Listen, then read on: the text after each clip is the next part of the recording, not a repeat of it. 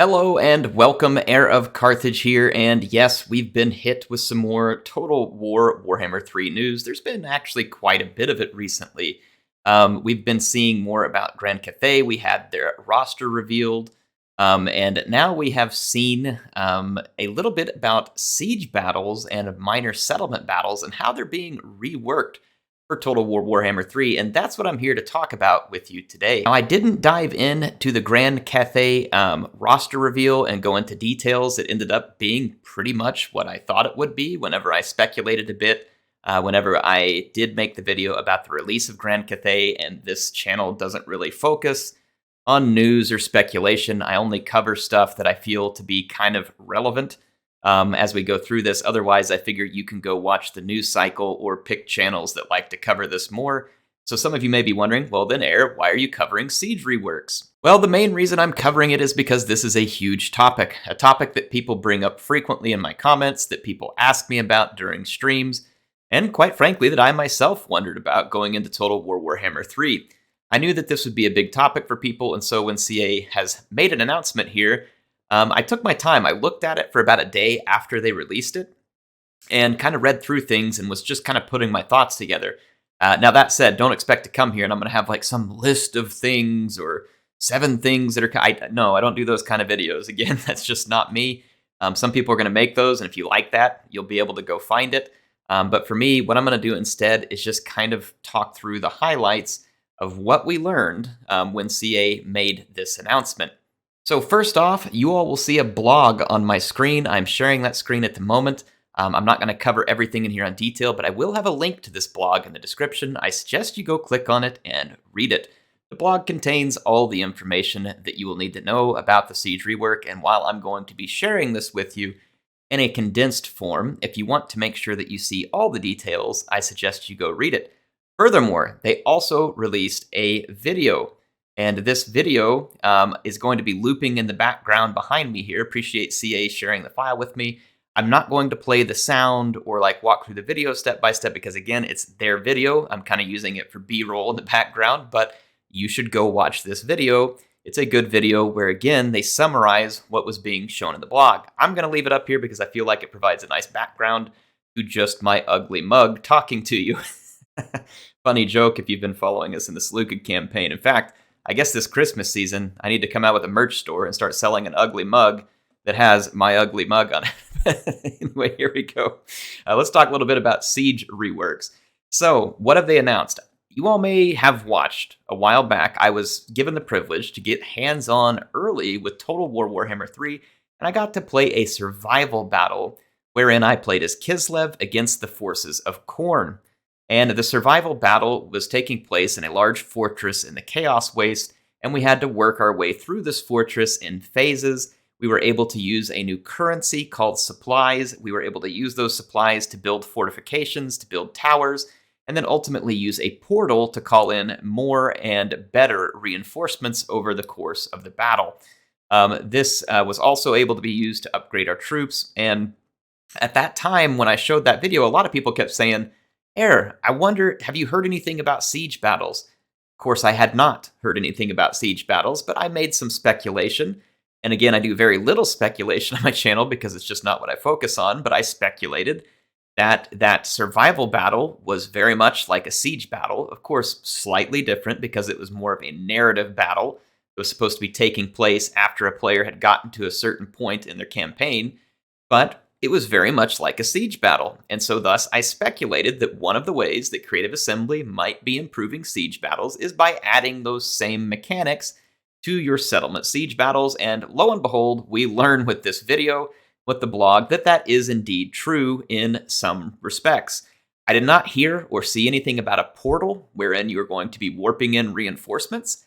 However, we did see that there are going to be supplies added to siege battles. I think this is a good move. Supplies allows the player to put up defensive fortifications, barriers, traps, other stuff like that to help make the siege battle more interesting. So I think the addition of supplies was obviously a straightforward one when I saw it in the survival battles, and I'm not at all surprised that we're going to see it in both sieges, and they mentioned that it will also be in place in minor settlement battles. But I think there's a bigger part of this. Supplies were only one facet of what they mentioned, and I want to move in to this other facet, which is where they talked about how they have designed way more and way larger maps that will be in Warhammer 3, and that these maps will be specifically designed for certain factions based on their playstyle. Funny enough, again, I don't do a lot of speculating, but when I've been asked about one of the things that I hope to see improved in siege battles, I have said repeatedly that they should design the siege maps to suit the faction. If you're Bretonia, siege maps are terrible. They're tight. They don't have any good positions from which to use cavalry. Cavalry is their best unit. You are forced to fight in a way that Bretonians would not want to fight. And so if they were to build a citadel, why would they build a citadel that ruins their best units? Well, CA seems to have taken thought of this, and they have applied it. We don't yet know what every siege map is going to look like. As we roll into this game, we were shown a few pictures, and I'll switch back over to that here real quick.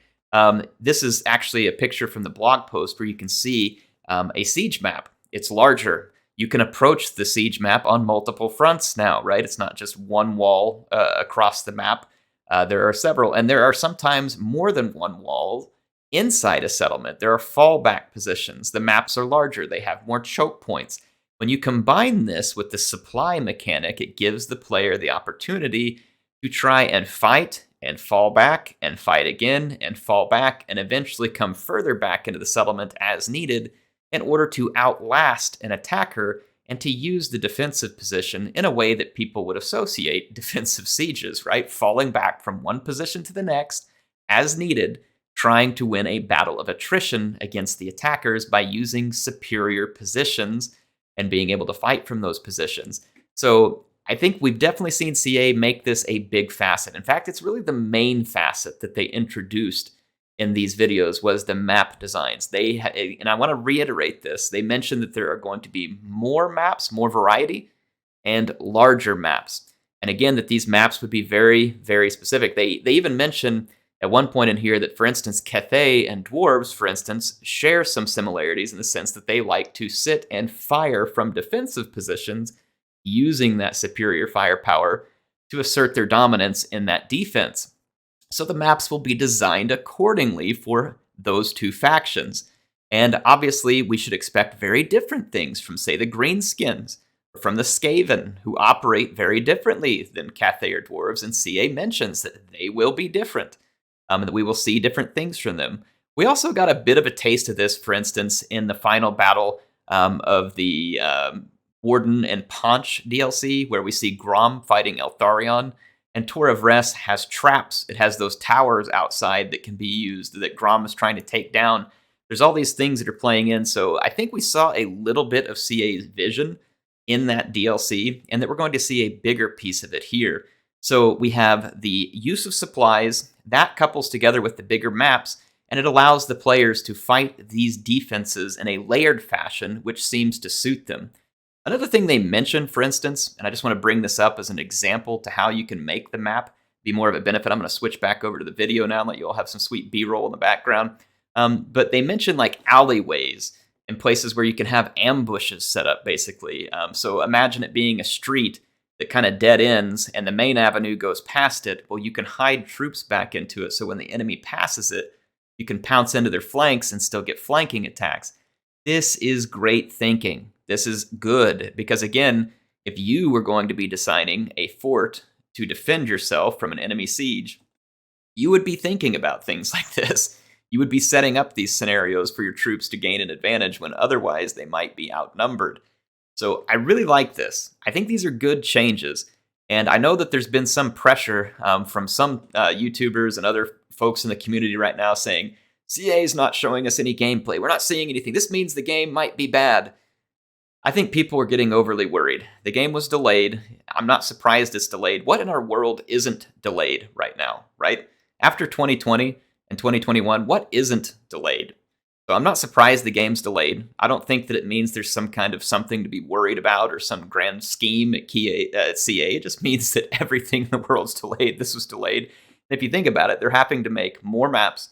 They're having to make larger maps. They have to take the time to sit down on these maps and decide, okay, I'm the Skaven. How do I design this map to benefit me? Okay, now on the flip side of that, I'm going to go to a completely different kind of faction. I'm Chaos. I'm playing as the Warriors of Khorne. How do I design this map to suit me? Those are two totally different factions, and that requires different map design, not to mention the art that goes into it. And then on top of all this, they mention in the blog that they had to adjust their AI. Now, this was obvious. The AI in Sieges is really bad in most Total War games right now. It is improved in Troy and Three Kingdoms. I wouldn't say it's fantastic, but they mention in the blog that they came with the 3K AI because it had been improved, and they started with that and then began running further improvements because, of course, it's very important that the AI needs to be able to function with these new maps and mechanics. And when I very first saw this, that was the first thought that went in my mind. I hadn't read the blog yet. I had just seen the video. And I thought to myself, okay, all this stuff is great, but can the AI handle it? Now, CA specifically addressed that and said that they were working on the AI, that they already have it making better decisions, that they're happy with the direction that it's going in. Obviously, I don't expect it's finished yet because the game isn't finished yet, but we can assume that it's hopefully improving. Now, I don't have any evidence of this. I haven't gotten to play the game in this specific scenario where I'm playing campaign and I'm playing a siege battle. Yes, I did get to play the game in a survival battle. For all I know, though, the survival battle was scripted. The AI had a scripted behavior, which is fine. I'm not bashing that. I'm just saying it may not be the scenario where we're getting to see this new AI operate freely. Until we do see it, we won't really know how much it's improved, but I'm glad they're mentioning it, because if they weren't mentioning it, that would be a little more concerning, because the AI definitely has to improve in order to take advantage of these new functions. So let's sum it up here. We got these new siege mechanics revealed to us. We have supplies coming in, which allows the players to put up barricades, defenses, towers, custom mechanics. They also mentioned that, for instance, arrow towers in the walls are going to have a wider area so that, the defender doesn't have to place their troops in much smaller specific zones in order to activate those towers. So basically, they've made a lot of improvements to give the defenders better ways to fight using their defenses. And then we know, number 2, that there's going to be more maps, larger maps, and that they've been redesigned to fit that faction's focus on how they fight a defensive battle. And then 3, we also know that we are going to be seeing improved AI. So those are the 3 big takeaways, okay? Now, again, this applies to siege battles in large settlements, and it also applies to siege battles in minor settlements. And yes, minor settlements are coming back as a thing in Warhammer 3. I believe I mentioned this just a little bit earlier. Basically, imagine these siege maps with the big walls, but of course there are no walls in a minor settlement. And CA said the same thing about minor settlements, that there is going to be more maps, and that they will be larger, and that they will be more differentiated than just a land battle map with slightly different features. So that's basically it. That's the rundown on what we've learned about Siege Rework. Some of you may find this video very exciting because many of you have been waiting for a very long time to see improvements to the siege battles in Total War games. And I think this is good news. Again, it's going to depend on how CA pulls it off exactly, and we'll get to judge that when the game is given to us and we get it in hand. But it gives me high hopes because, yes, I have seen improvements in Three Kingdoms and in Troy on these 2 fronts. Both of those games have improvements in them. It would be nice to have in Warhammer 2, and we don't.